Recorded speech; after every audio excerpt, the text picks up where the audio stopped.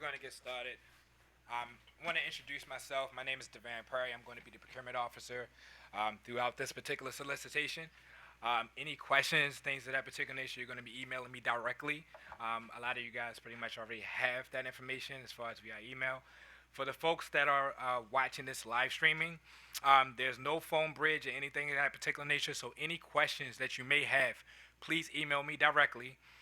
So that way myself and pretty much can answer those questions for you after the meeting. Or we possibly can answer it during the meeting depending on how sophisticated the question is. So now I'm pretty much let my colleagues introduce themselves as well. Good morning. I'm Amanda Best, Senior Commission Advisor here at the Public Service Commission. Good morning, Bob Irwin, General Counsel to the Maryland Public Service Commission. All right. Also, I left up here, just in case if anyone have any questions as well, pretty much little clipboards up here. If you can write your questions down, so that way I'm not paraphrasing your questions later on, because everything that's going on in this meeting will be summarized, and we're going to pretty much distribute this information out as well. But I don't want to paraphrase or put words in people's mouths or anything of that particular nature, so if you could write your questions down, or if you have your laptops, mobile devices, things of that particular nature, if you can email them to me as well, that'd be perfect. So yeah, let's begin. So we are here for this pre-proposal conference in regards to offshore wind and analysis application review, part 2, or shorthand PSC number 07.15.19.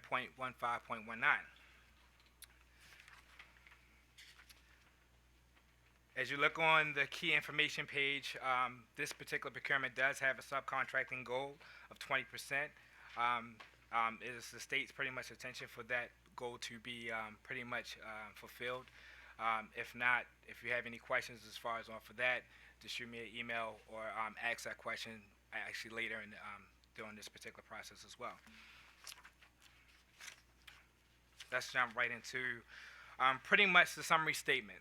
The summary statement as far as for this, the reason why this procurement is actually being solicited out. The Public Service Commission is issuing this request for proposal to conduct studies and analysis for the need for transmission upgrades and associated costs, and for the evaluation of potential applications for proposed offshore wind projects complying with the Clean Energy Jobs Act bill passed in 2019. It is the state's intentions to obtain goods and services as specified in the RFP from a contract between the selected offerer and the state. The Commission intends to make 2 awards as a result of this RFP. See section RFPs 4.9, award basis for more contract award information. An offerer, either directly or through subcontractors, must be able to provide all goods and services and meet all the requirements requested in this solicitation, and the successful offerer or the contractor shall remain responsible for the contract performance regardless of the subcontractor's participation in the work. A little bit of background and purpose, which is in section 2.2 of this particular RFP. During the 2019 session of the Maryland General Assembly, the Clean Energy Job Act, Senate Bill 516, was passed.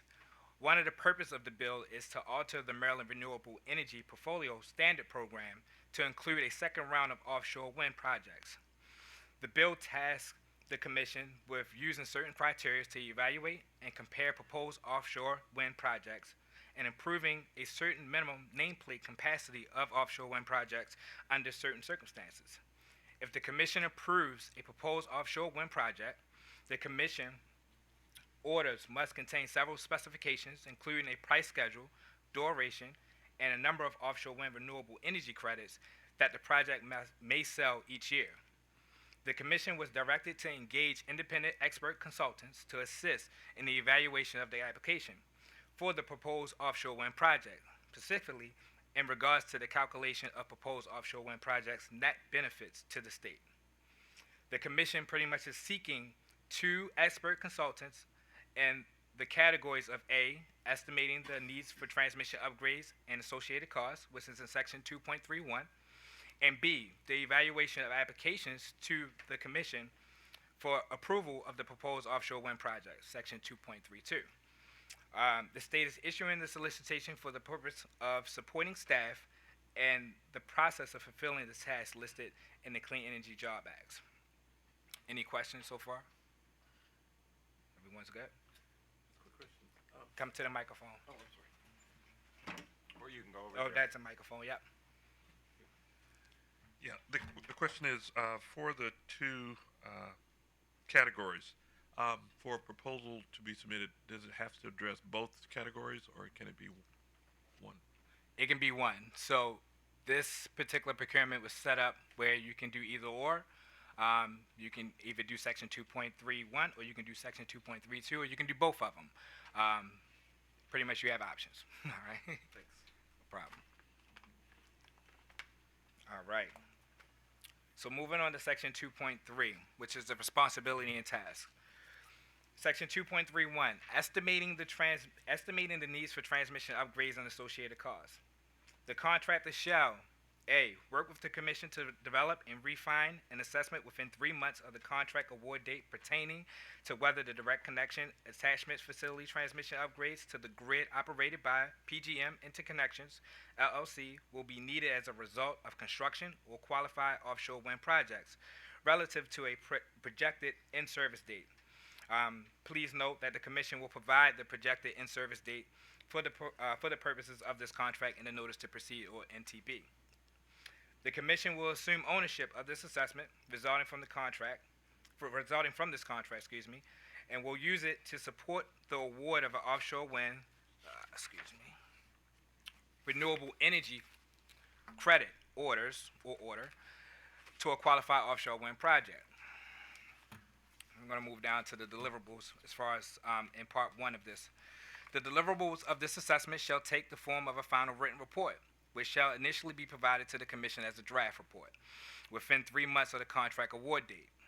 The Commission shall be afforded the opportunity to comment on the draft written report prior to its final submission. This assessment shall include recommendations to the Commission on a range of applicable parameters, inputs, and outputs, including but not limited to A. The substations located on the Del Mar Peninsula that may serve as an appropriate or advantageous interconnection point. B. The appropriateness of a range of capacity interconnection rights for the project. And C. The approximated maximum facility output that may trigger direct transmission upgrades given other selected parameters. It should be part B, so that's a correction that I need to make as far as on this. But part B as far as in the RFP, but it should be number 2. Develop a cost for a direct connection attachment facility transmission upgrade identified by the contractor in section 2.3, which, like I said, it should have been A, but we got it as B. The cost estimate shall be presented to the Commission in a written format and shall be appended to the report outline in this particular section. The work outlined in section 2.32 below may be included as part of the single response of this RFP, covering both works outlined in section 2.31 and the work set forth in section 2.3.2 below, or as a separate submission covering work for only section 2.31 or only section 2.32. Work plans for each section must be priced separately. Financial forms for section 2.31 and section 2.32 have been supplied in attachment F, and those attachments also have been emailed to you guys, and they're part of the RFP within Email and Marketplace. And let me go back as well. For the folks that I actually directly solicited, as far as with this particular RFP, if you haven't registered yourself on our new portal, which is Email and Marketplace Advantage, please do so as soon as possible. You guys may be missing out on certain procurements from the state of Maryland as well. We're no longer using Periscope, which was our old vendor. We're utilizing a new vendor now. All this information can be found, which is on pretty much the title page of the RFP, which is located on our website as well, at procurement.maryland.gov. Make sure. Yeah, procurement.maryland.gov, and it pretty much will take you directly to a link as far as to get yourself registered as far as on Email and Marketplace Advantage, which is our new portal that we're utilizing moving forward. And it's user-friendly. You won't have an issue as far as getting yourself registered or anything of that particular nature, okay? Moving on to section 2.32, Evaluation of applications to the Commission for the approval of a proposed offshore wind project. The contractor shall, A, work with the Commission as described throughout this section to assist in the evaluation of the applications for approval of a proposed offshore wind project. The objective of the contractor's scope of work is to prepare for and assist the evaluation of applications so that the Commission may approve, conditionally approve or deny an application within 180 days of the close of the application period. To facilitate this process, the contractor shall be available by phone and email to respond to the contract manager within 2 business days of a request for information. The report and other deliverables detailed in this section becomes the property of the Commission at the conclusion of this contract and will be used to support the award of an offshore wind renewable energy credit orders or order to qualify offshore wind projects or projects. Part B, perform several pre-application tasks, including the establishment of a communication protocol and the preparation of a proposed offshore wind renewable energy credit, or ORC, price schedule form. Both applications tasks shall be completed within 30 days of the contract award date and shall be presented to the contract manager in the following format. 1. The recommendation communication protocols shall be written in a written form and shall address the method and platforms for the dissemination of the information to potential applicants and other interested parties. The contractor shall host a secure and dedicated website for the length of the contract for the purpose of effectiveness and recommendation communication protocols. 2. The proposed ORC price schedule the ORC proposed 2.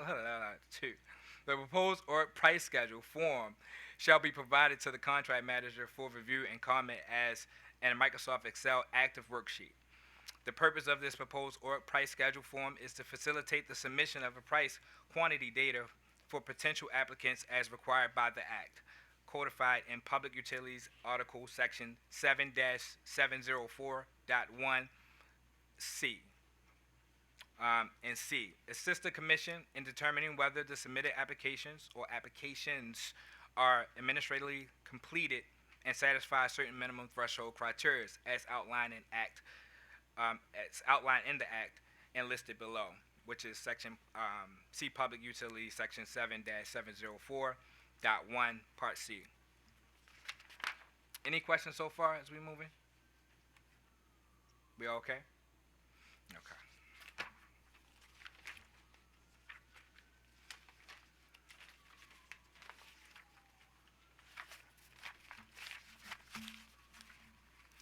We're still in section 2.3.2. So after A and B, we pretty much have section 1 as well. Part 1, prepare an interim report containing its assessments of administrative completeness and submit the report to the Commission within 14 business days of receiving the application filed with the Commission. The administrative completeness assessment will include a review of whether the applications include the following information or valid explanation of why any missing information cannot be provided. This pretty much contains a detailed description and financial analysis of the proposed offshore wind project. B, the purpose, methods of financing. C, a cost-benefit analysis. D, a proposed ORC pricing schedule. E, a decommissioning plan. All right, this needs to be reorganized. So an amendment as far as on this particular section will be going back out as well. This should not be F. This should be G. A commitment to deposit at least $6 million into the Maryland Offshore Wind Business Development Fund. This should be F. A description of the applicant's plan for engaging small businesses. This should be H. A commitment to use the best effort to apply for all eligible state and federal grants, rebates, tax credits, loan guarantees, and similar benefits, and to pass along 80% of the value of these measures to ratepayers without subsequent Commission approval. And last but I, any other information with the Commission may require. So again, I'm going to send pretty much an amendment correcting those, just so that when we in the process of submitting your technical proposals, things of that particular nature, everything is clear and concise as far as on this particular section.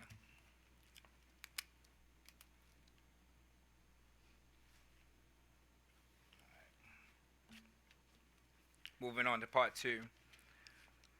Prepare an interim report containing its assessments of whether the application satisfies certain minimum threshold criteria and submit to the commission within 21 business days following the close of application period. The minimum threshold criteria will include an assessment of applications, demonstrations of compliance with the following parameter. A, whether the generation source is an offshore wind project. B, whether the proposed offshore wind project generation facilities and associated transmission facilities will be constructed using commercially proven and available equipment at the time of the application filing.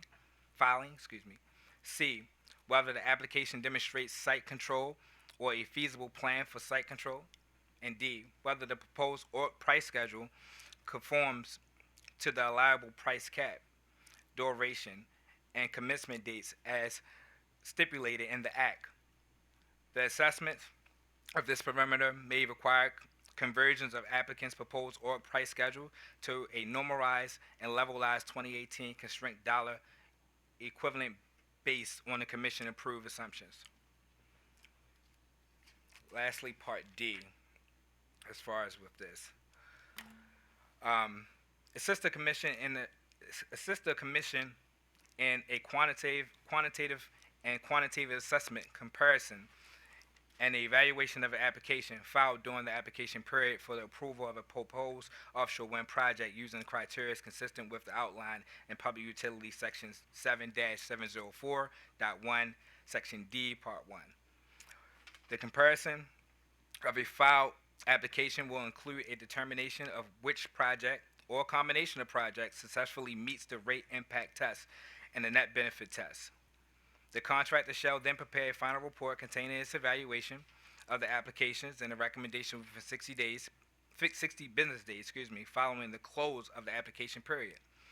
This final report shall include the results, discussions, and recommendations of the contractor pertaining to the following 3 analyses.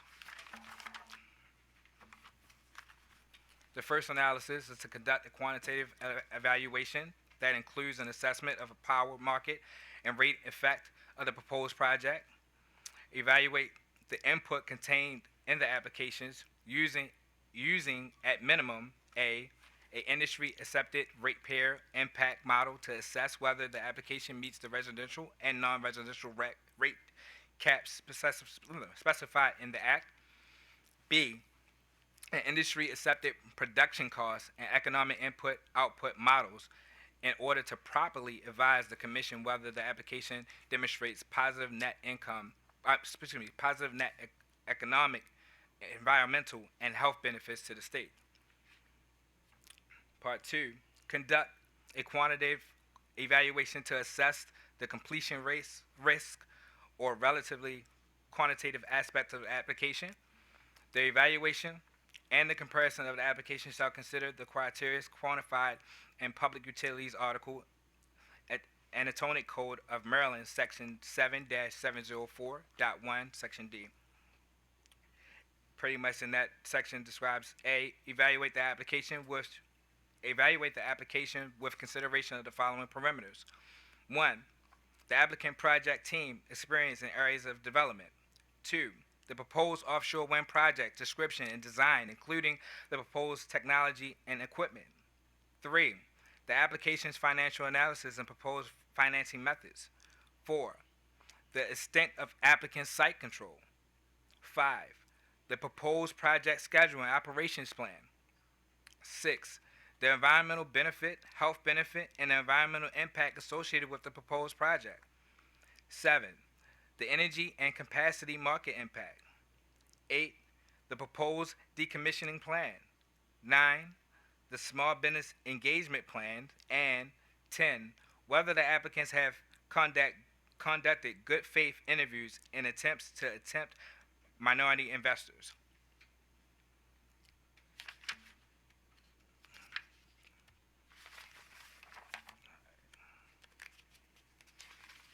Any questions so far? Okay.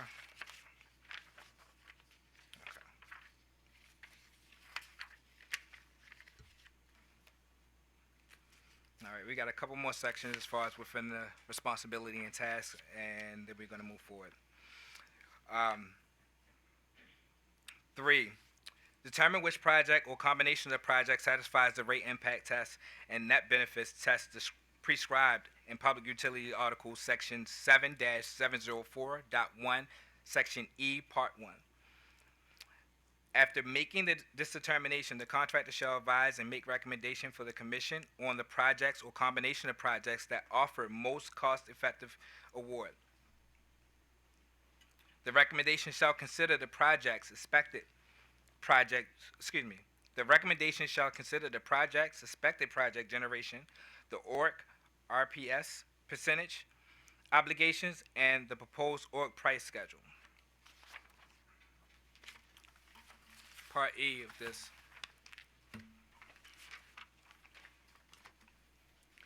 After consultation with the contract manager and the commission, the contractor shall present the findings of its report required in Section 3.2.2 Section D, Section 3.2.2 Part D before the commission during the hearing to be scheduled by the commission, respond to any questions posed by the commission during the hearing, and support its findings and or recommendations.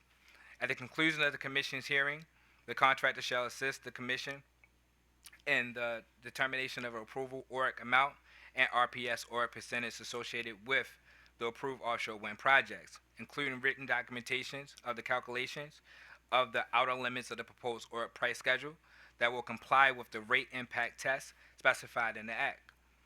The contractor's assistance to the commission shall also include verbal advice and guidance at meetings following the hearing pertaining to any testimonies provided by other interested parties at the hearing. Part 1 of E, or number 1 of E, the contractor's project lead shall be present at the commission's hearing to be held in the commission's office in downtown Baltimore City. The commission hearings will be scheduled with advance notice at least 30 days. 2. The contractor post-hearing assistance to the commission can be provided from a remote location via telephone or email. Any post-hearing meetings will be scheduled with advance notice at least 3 business days prior. Okay. Any questions so far? All right. Key dates to remember as far as for this particular procurement, December 5th, unless otherwise, will be the closing date so far, as far as for all technical and financial proposals to be submitted in. Again, if you have any questions, any concerns, things of that particular nature, please email me directly. Amanda Best will be the contract manager as far as for this particular project, but she cannot be communicated at all during the solicitation process at this time, only until after post-award, things of that particular nature, when you will be communicating with Amanda Best. All right? Any other questions? Any concern? I don't want to keep you guys long because, like I said, again, this RFP is really, really lengthy. I wanted to go over the main important parts as far as with this. If there's any other particular section that you may have any questions on, let me know. I am going to answer a few questions that we did receive. So that way those answers are pretty much answered, and we're also going to post those answers on email Market Advantage, and we're going to post those on the website, and I'm going to shoot out an email to every last one of you all that have attended this particular meeting as well, okay? All right, so we received 6 questions as far as on this.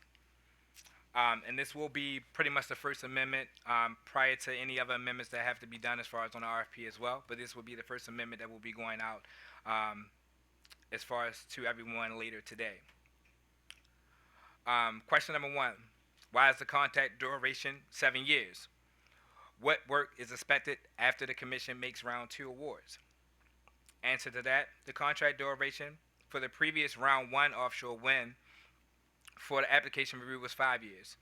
Given that there is a potential for many offshore wind applications to be filed over 3 rounds, 2 application periods, with the last ending on December 31st, 2022, it seemed permitted to set the contract period for 7 years.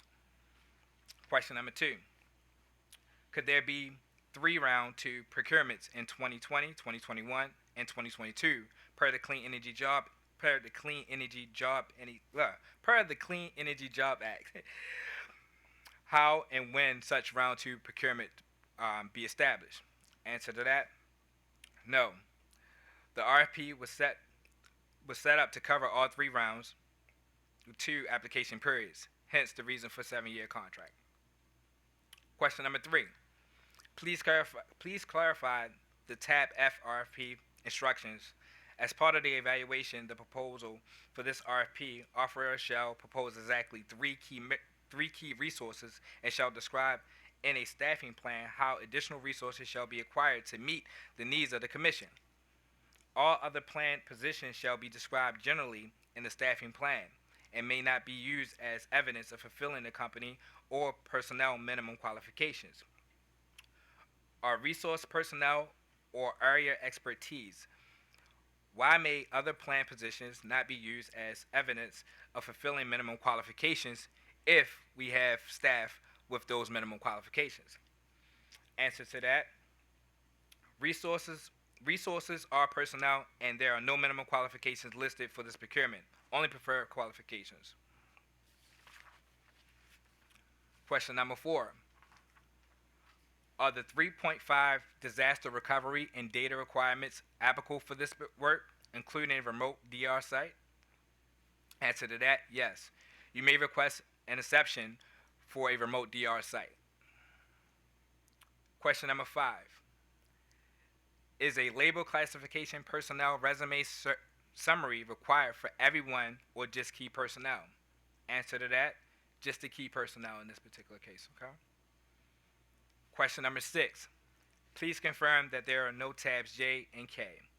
Answer to that: tabs J and K have been removed from this procurement. Okay.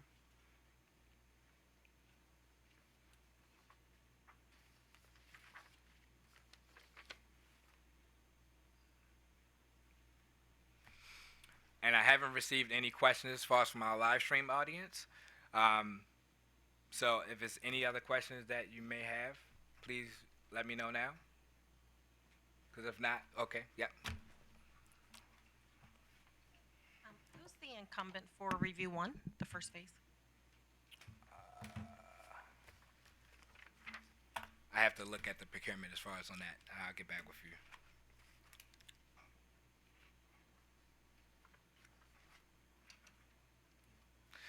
Yeah, I do apologize. I am pretty much fulfilling some big shoes. The predecessor that was on this last procurement, her name is Darlene. She performed this particular procurement the first time. This is the second round, obviously, as far as for it. Darlene kept great notes, so I'll be able to get that answer to you and with no problem at all, right? Will you share that with everyone? Huh? That'll be shared with everyone. Yes, Yeah. of course. Every question, everything that's been asked today will be shared with everyone. Unless I received the email saying that they didn't want to partake or no bid as far as on that.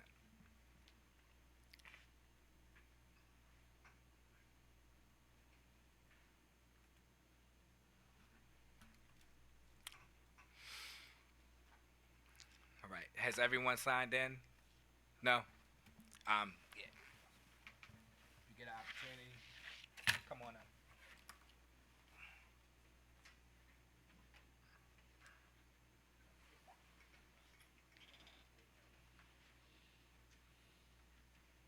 All right.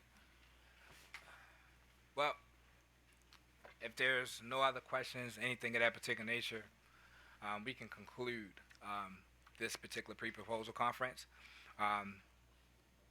One last, no other questions? Everyone pretty much are familiar. All right. So again, I will be sending out amendments as far as to section as well to clarify, to make sure everyone's on the same page. Yeah, the numbering. What page was that?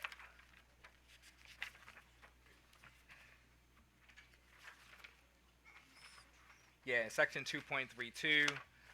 Pretty much after section C, I'll be making amendments as far as to the numbering aspect to what is needed in Part 1 of Section C on this RFP. Anything else as far as that you would need, please review the key information sheet. Again, my email, everything is listed there. And everyone should have the financial documents, financial template. If you don't have the financial template, again, it's listed on our website as well. It's easy to download, and that way you guys will have that as far as for your files to complete the process. Okay.